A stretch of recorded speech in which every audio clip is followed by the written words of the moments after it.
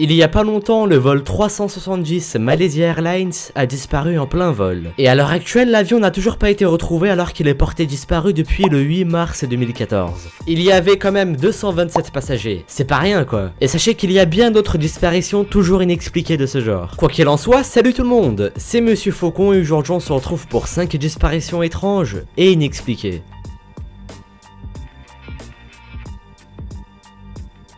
Numéro 5, je vous présente Frédéric Valancic. Frédéric est un jeune pilote de seulement 20 ans. Le 21 octobre 1978, il décolle de l'aéroport de Moorabbin en Australie. Et durant son envol, alors qu'il survole la mer, il contacte la tour de contrôle de Melbourne qui est également en Australie pour leur demander si un autre appareil du genre un avion vole dans la même zone que lui. Le personnel de la tour de contrôle lui confirme que non, mais Frédéric aperçoit un engin qui justement vole dans la même zone que lui. Il décrit l'appareil comme métallique avec une petite lumière verte. Et il affirme aussi que l'engin est très rapide. Soudain, un grésillement métallique couvre la voix de Frédéric et la communication est coupée d'un coup, comme ça. À peine 20 minutes plus tard, les forces australiennes envoient des avions dans la zone où se trouvait Frédéric juste avant que la communication soit coupée. Pendant 5 jours, suite à des recherches intensives, ni l'avion de Frédéric, ni Frédéric lui-même ont été retrouvés. Et c'est le cas encore aujourd'hui, hein. Frédéric est porté disparu depuis plus de 30 ans et personne ne sait ce qui lui est vraiment arrivé. Est-ce que c'était un ovni qui l'a emporté? On ne le sait pas. Numéro 4, on continue avec le vol 19. Le 5 décembre 1945, 5 avions torpilleurs décollent de la base de Fort Lauderdale en Floride afin de réaliser un entraînement militaire dirigé par le lieutenant Charles Carroll Tyler, âgé de 28 ans. Environ une heure plus tard, le lieutenant indique que lui et son équipage sont désorientés à cause de leurs boussoles qui ont cessé de fonctionner. Et au bout de quelques heures, ils se sont totalement perdus au point où les radars n'arrivaient plus à les retrouver. Ils ont tout simplement disparu. Et comme si ce n'était pas assez, un autre avion qui était justement parti à leur recherche a explosé en plein vol. Et on n'en connaît même pas la raison. Une défaillance mécanique peut-être. En réalité, l'équipage du vol 19 s'était perdu pas loin des Bahamas, dans le célèbre triangle des Bermudes.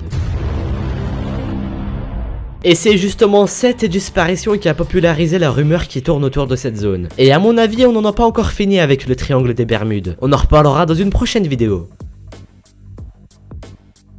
Numéro 3, on va cette fois-ci parler d'un Français, à savoir Louis le Prince. Louis le Prince, pour ceux qui ne le savent pas, c'est l'un des créateurs du cinéma, et un inventeur hors pair. Bref, en septembre 1890, Louis le Prince prend un train en direction de Paris, et à l'arrivée du train, paf, il n'était plus à bord. Même ses bagages avaient disparu, et aucun des passagers n'a remarqué une quelconque attitude étrange de sa part. Et pour en revenir à sa disparition, il y a plusieurs théories qui circulent autour. La plus connue dit que c'est Thomas Edison qui a fait disparaître le prince parce qu'il était en compétition avec lui pour des brevets d'invention. Mais bon, ça reste une théorie.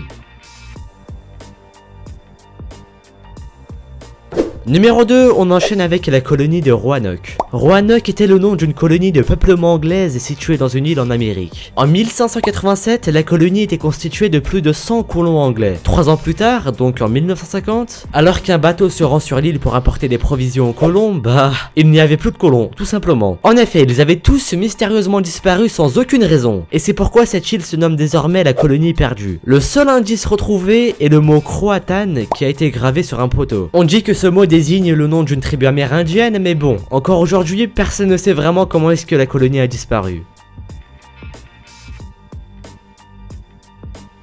Numéro 1. Pour finir, nous allons parler des enfants de la famille Soder. Durant le réveillon de Noël de 1945, la maison de la famille Soder a pris feu. Les parents ont réussi à s'en sortir indemnes en emportant 4 de leurs 9 enfants de la maison. Mais les 5 autres ont malheureusement péri dans les flammes. Enfin, c'est ce qu'on dit, hein. Parce que premièrement, l'incendie a été assez rapide, et deuxièmement, les corps des 5 enfants n'ont jamais été retrouvés alors que normalement, vu que l'incendie a été assez rapide, il devrait au moins y avoir quelques restes de leur corps. Ils n'auraient pas pu être réduits en cendres aussi rapidement.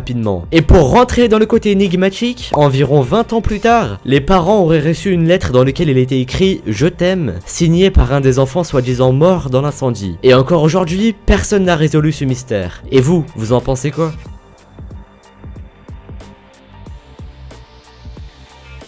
Merci à vous d'avoir regardé cette vidéo, et désolé si ma voix a l'air différente mais je suis un peu malade, j'ai le nez bouché et ça arrange pas les choses. Sinon je le rappelle, si l'envie vous prend, vous pouvez toujours me suivre sur Twitter, le lien est dans la description. Quoi qu'il en soit, n'oubliez pas que vous pouvez toujours me proposer vos sujets pour les prochaines vidéos, ça se passe dans les commentaires. Du coup moi je vous dis à la prochaine pour une nouvelle vidéo, salut à tous.